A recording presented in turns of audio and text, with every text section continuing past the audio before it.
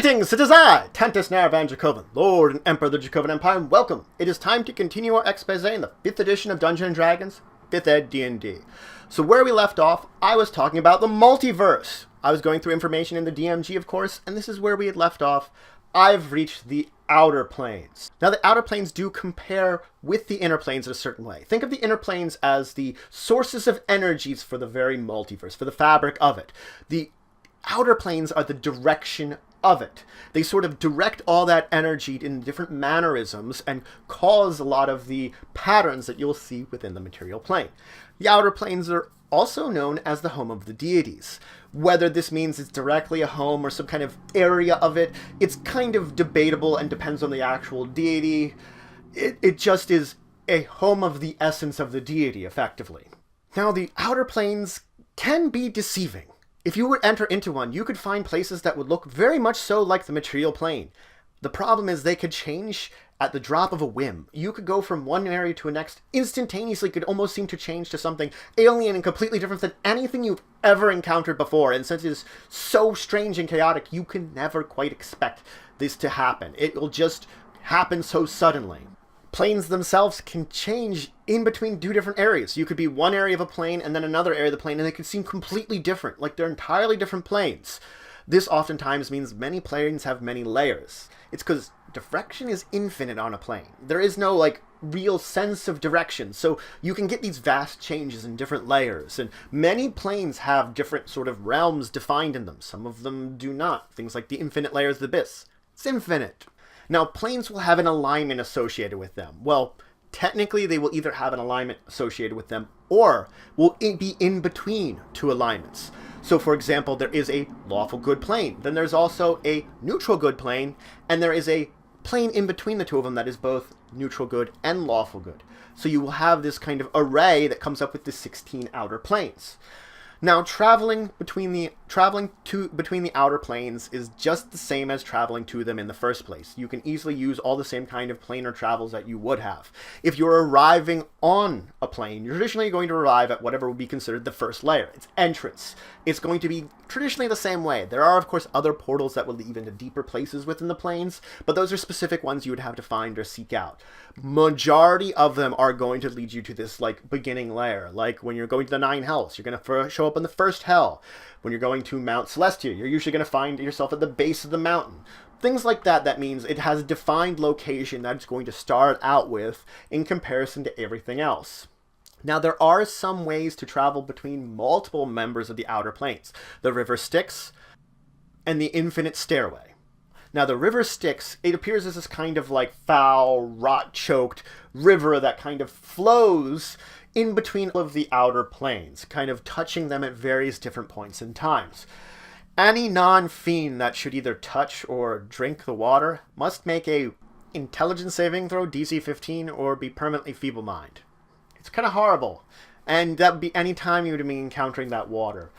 It's a kind of just snakes its way through those lower planes, touching various different points in time, and they say even some tributaries reach deeper into some of these planes. Now, there are the boatmen of the river Styx. Some of them are fiends, some of them are spirits of the dead. They're said to ferry those that will pay the correct price to the various different planes. You just have to be willing to actually pay them. Now, the infinite staircase, on the other hand, is exactly what it seems. A kind of just spiral staircase that seems to go on to infinity, where just finding it, you'd find some kind of hidden, forgotten, dust-covered door, long since hidden, and you might enter into it and find yourself on this staircase. And you'd find more doors off of it. It is said that you can find what you seek, what you desire, by journeying through the infinite staircase.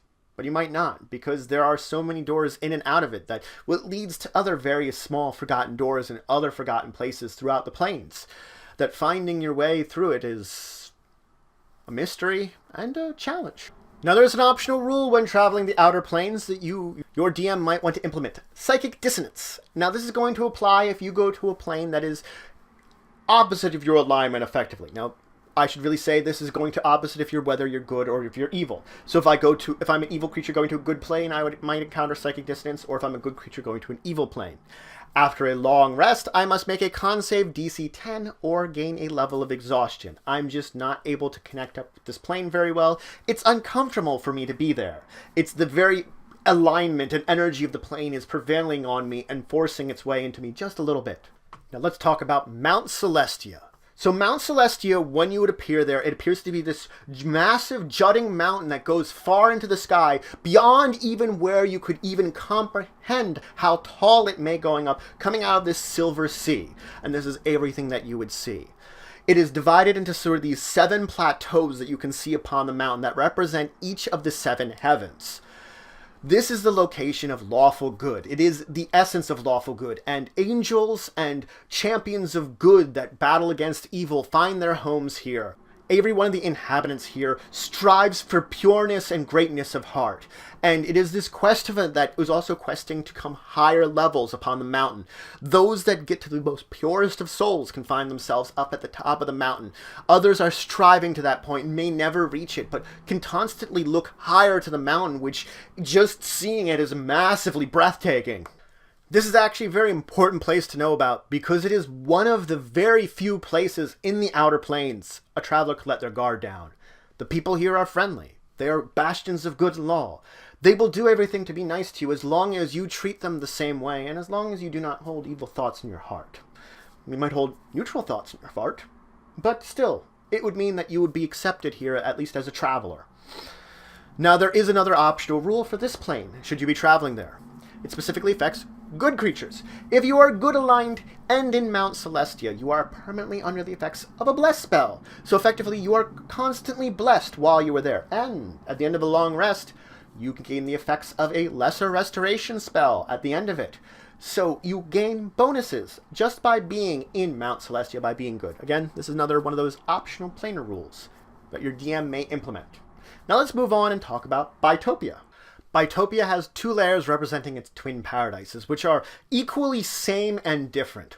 One is a verdant and bountiful pasture, and the other is an untamed wild. This place borders between the lawful good and neutral good planes, so that it has these both energies coming in here. The plane is overwhelming with senses of good and happiness, and it gives you this overwhelming sense of a job well done while you're here, or of accomplishing some kind of productivity, of getting something done that just fills you as you are in this place. You feel productive. Now, as an optional rule here, though, should any traveler spend more than a day here, they must make a wisdom save DC 10 after a long rest. If they fail it, their alignment shifts to either lawful good or neutral good, whichever is closer to their current alignment. This change becomes permanent if the person does not leave the plane within 1d4 days. After that time, if they have left the plane, whenever they're on another one, after a day, their alignment will return to normal. You can also use the Dispel Good and Evil spell in order to cancel out the effects of this. But as you can see, Bytopia is also a very interesting place to visit. So that's it for today. I introduced you to the Outer Planes today. I talked about the general, how to travel with Outer Planes, what kind of thing they are, what it means to be in the Outer Planes, and a little bit of the basic rules about them. I also talked about the various ways that you might be able to travel in between them, including some of the things like the River Styx and the Infinite Stairwell. I then moved into talking about the specific planes. It introduced you to Mount Celestia, a beacon of lawful good where it's generally safe to stay at, and Bytopia, a sort of twin-sided place that splits itself between lawful good and neutral good, where you have this pasture and wilderness together, and it drives people to be that very alignment by staying there. In the next episode, I'm going to continue my tour of the Outer Planes, introducing you to many more as we continue our tour of the multiverse. If you have any questions, comments, anything you want to say, anything you think I left out, please just leave in the comments below. Please like, share, and subscribe to support the channel, the Empire, and the work I do. If you want to show some extra support, you can always check out my Patreon, linked in the description below. But regardless, until the next time, I bid you farewell.